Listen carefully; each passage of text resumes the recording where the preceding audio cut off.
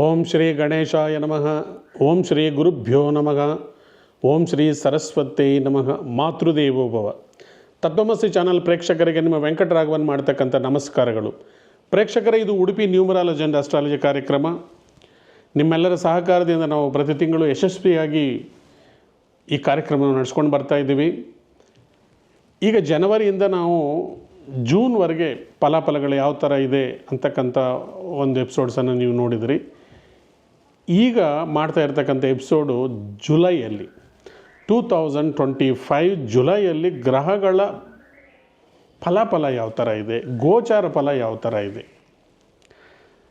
ಮೊದಲನೇದಾಗಿ ಕ್ವಿಕ್ಕಾಗಿ ಗ್ರಹಗಳು ಗೋಚಾರದಲ್ಲಿ ಎಲ್ಲೆಲ್ಲಿದೆ ಅಂತ ನೋಡ್ಕೊಂಡು ಬರೋಣ ಬನ್ನಿ. ಯಾಕಂದರೆ ಗ್ರಹಗಳು ಎಲ್ಲಿದೆ ಅಂತ ನಮ್ಗೆ ಗೊತ್ತಾಗಿಲ್ಲ ಅಂದರೆ ನಾವು ಅದರ ಬಗ್ಗೆ ಫಲ ಕೂಡ ಹೇಳೋದಕ್ಕೆ ಕಷ್ಟ ಆಗುತ್ತೆ.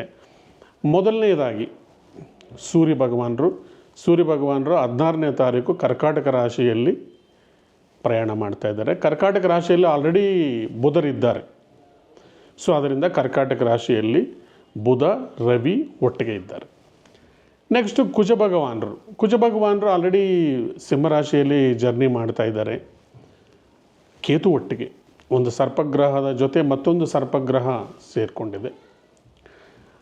ಹಾಗೆ ಶುಕ್ರ ಭಗವಾನರು ವೃಷಭ ರಾಶಿಯಲ್ಲಿ ಸ್ವಂತ ಮನೆಯಲ್ಲಿ ಪ್ರಯಾಣ ಮಾಡ್ತಾ ಇದ್ದಾರೆ. ಸ್ವಂತ ಮನೆಯಲ್ಲಿ ಒಂದು ಗ್ರಹ ಇದೆ ಅಂದರೆ ಅದಕ್ಕೆ ದಿಗ್ಬಲ ಇರುತ್ತೆ. ಆ ಗ್ರಹ ಫಲ ಕೊಡುವಾಗ ಹೆಚ್ಚಿನ ಫಲವನ್ನು ಕೊಡೋದಕ್ಕೆ ಶಕ್ತರಾಗಿರುತ್ತೆ. ಯಾವ ಗ್ರಹರು ಮಿತ್ರ ರಾಶಿಯಲ್ಲಿ ಸ್ವಂತ ರಾಶಿಯಲ್ಲಿದ್ದರೆ ಆ ಗ್ರಹರು ಹೆಚ್ಚಿನ ಶುಭ ಫಲ ಕೊಡ್ತಾರೆ. ಯಾವ ಗ್ರಹರು ಶತ್ರು ರಾಶಿಯಲ್ಲಿ ನೀಚವಾಗಿದ್ದರೆ ಮಾಧಮ ಫಲಗಳನ್ನು ಕೊಡ್ತಾರೆ. ಹಾಗಾದರೆ ನೆಕ್ಸ್ಟು ಗುರು ಭಗವಾನರು ನೋಡೋಣ ಬನ್ನಿ. ಗುರು ಭಗವಾನರು ಇತ್ತೀಚೆಗೆ ತಮ್ಮ ಸ್ಥಾನ ಬದಲಾವಣೆ ಮಾಡಿದರು. ಮಿಥುನ್ ರಾಶಿಯಲ್ಲಿ ಬುದ್ಧಿವಂತಿಕ ರಾಶಿಯಲ್ಲಿ ಒಂದು ವಿದ್ಯಾಕಾರಕ ಗುರು ಕೂತ್ಕೊಂಡಿದ್ದಾರೆ. ನೆಕ್ಸ್ಟು ಶನಿ ಭಗವಾನರು ಮೀನರಾಶಿಯಲ್ಲಿ ಮಾರ್ಚ್ ಕೊನೆಯ ಭಾಗದಿಂದ ಮೀನರಾಶಿಯಲ್ಲಿ ಅವರ ಜರ್ನಿಯನ್ನು ಮುಂದುವರಿಸಿದ್ದಾರೆ. ರಾಹು ಕೇತು ಇತ್ತೀಚೆಗೆ ಅವರು ಸ್ಥಾನ ಬದಲಾವಣೆ ಮಾಡಿದ್ದಾರೆ.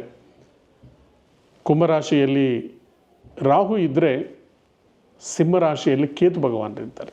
ಈ ತಿಂಗಳಲ್ಲಿ ಕರ್ಕಾಟಕ ರಾಶಿಯವರನ್ನು ಕಾಪಾಡ್ತಕ್ಕಂಥದ್ದು ತಾಳ್ಮೆ, ಸಂಯಮ ಮತ್ತು ಅಡ್ಯಾಪ್ಟಬಿಲಿಟಿ. ನೀವು ಎಲ್ಲ ಸಿಚುವೇಷನಲ್ಲೂ ಕೂಡ ಕೂಲಾಗಿರಬೇಕು. ನಿಮ್ಮನ್ನು ಕಾಪಾಡ್ತಾ ಇರತಕ್ಕಂಥ ಗ್ರಹ ಈ ತಿಂಗಳಲ್ಲಿ ಶುಕ್ರ ಭಗವಾನರಿಗೆ ನೀವು ಥ್ಯಾಂಕ್ಸ್ ಹೇಳಲೇಬೇಕು. ಲಾಭಸ್ಥಾನದಲ್ಲಿ ಶುಕ್ರ ಭಗವಾನರು ಸ್ವಂತ ಮನೆಯಲ್ಲಿದ್ದಾರೆ ಅಂದರೆ ನಿಮಗೆ ಅಗತ್ಯಕ್ಕೆ ತಕ್ಕಂಥ ಒಂದು ಸಹಾಯವನ್ನು ಶುಕ್ರ ಭಗವಾನರಿಂದ ಸಿಕ್ಕತ್ತೆ. ಆರ್ಥಿಕವಾಗಿ ಕುಟುಂಬದಲ್ಲಿ ಹೆಣ್ಣುಮಕ್ಕಳ ಕಡೆಯಿಂದ ನಿಮಗೆ ಸಪೋರ್ಟ್ ಸಿಗ್ತಕ್ಕಂಥದ್ದು, ಮನೆಯಲ್ಲಿ ಒಂದು ಒಳ್ಳೆಯ ವಾತಾವರಣ.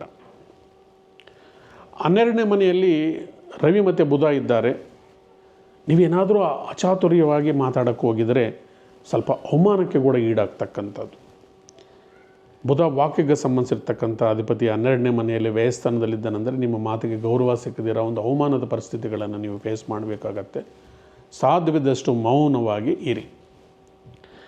ಇನ್ನೊಂದು ಕಡೆ ಧನಸ್ಥಾನದಲ್ಲಿ ಕೇತು ಭಗವಾನರು ಮತ್ತು ಕುಜರಿದ್ದಾರೆ.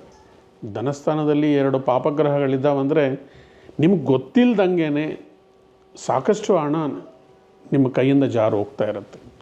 ಯಾವುದೇ ಪ್ರಯತ್ನಗಳು ಮಾಡಿದರೂ ಕೂಡ ನೀವು ಅದನ್ನು ತಡೆಯೋಕ್ಕಾಗೋದಿಲ್ಲ. ಯಾಕಂದರೆ ವಿದ್ಯಾಕಾರಕ ಬುಧ ವ್ಯಯಸ್ಥಾನದಲ್ಲಿದ್ದಾನೆ.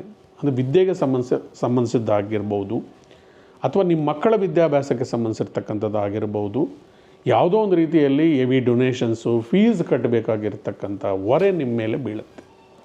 ಆದರೆ ಶುಕ್ರ ಭಗವಾನರು ನಿಮಗೆ ದಾರಿ ಮಾಡಿಕೊಡ್ತಾರೆ. ಆದರೆ ಕೇಳಬೇಕು, ಭಗವಂತ ನನಗೆ ಈ ಥರ ಕಷ್ಟ ಇದೆಯಪ್ಪ ಅಂದರೆ ಡೆಫಿನೆಟಾಗಿ ನಿಮಗೊಂದು ದಾರಿ ಮಾಡಿಕೊಡ್ತಾರೆ. ಮತ್ತು ಅಷ್ಟಮದಲ್ಲಿ ರಾಹು, ಇಷ್ಟು ದಿವಸ ನೀವು ಅಷ್ಟಮ ಶನಿಯನ್ನು ಫೇಸ್ ಮಾಡಿದಿರಿ. ಈಗ ಅಷ್ಟಮ ರಾಹು ಕೂಡ ಶನಿ ಥರನೇ ಫಲ ಕೊಡ್ತಾರೆ. ಶನಿವತ್ ರಾಹು ಅಂತ ಹೇಳಿದ್ವಿ. ಸೊ ಅಷ್ಟಮದಲ್ಲಿ ರಾಹು ಇರೋದರಿಂದ ನೀವು ಪ್ರಯತ್ನದ ಮೇಲೆ ಪ್ರಯತ್ನ ಮಾಡಿದರೆ ಜಯ ಸಿಕ್ಕತ್ತೆ. ನಿಮಗೆ ಭಾಗ್ಯಸ್ಥಾನದಲ್ಲಿ ಶನಿ ಭಗವಾನರಿದ್ದಾನೆ. 9ನೇ ಮನೆಯನ್ನು ಪಿತೃಸ್ಥಾನ ಅಂತ ಕೂಡ ಕರಿತೀವಿ. ಅಂದರೆ ಏನಾದರೂ ತಂದೆ ಆರೋಗ್ಯದಲ್ಲಿ ಗಡಿಬಿಡಿ ಆಗ್ತಕ್ಕಂಥದ್ದು ಅಥವಾ ಅವರ ಆರೋಗ್ಯದ ಬಗ್ಗೆ ನೀವು ಸ್ವಲ್ಪ ಗಮನ ಕೊಡಬೇಕು ಅಂತ ಜುಲೈ ತಿಂಗಳು ಹೇಳುತ್ತೆ. ಓವರಾಲ್ ಆಗಿ ಗ್ರಹಗಳು ನಿಮಗೆ ಮಿಕ್ಸಡ್ ರಿಸಲ್ಟ್ಸ್ ಇದೆ ಈ ಟೈಮಲ್ಲಿ.